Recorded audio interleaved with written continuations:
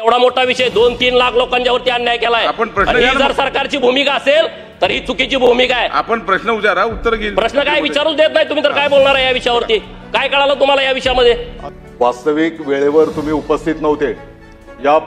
या लक्षवेधी ही ऐकून घ्या, ऐकून घ्या। आता उत्तर द्या। तुम्ही मला ऐकू नका म्हणजे? अरे उत्तर घ्या। अध्यक्ष महोदय, 3-4 अधिवेशनामध्ये मी सातत्यानं या विषयावरती लक्षवेधी मांडत आहे। मी विधान परिषदेचा आमदार असल्यापासून या सगळ्या विषयावरती भूमिका मांडतोय।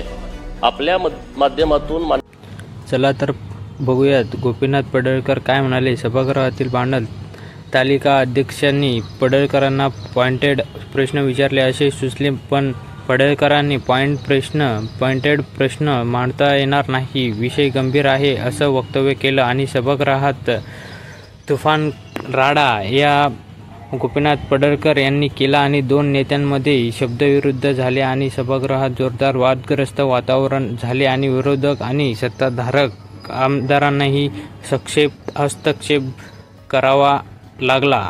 तर मित्रांनो, याबद्दल आपलं काय मत आहे तर कमेंट बॉक्समध्ये नक्की नोंदवा।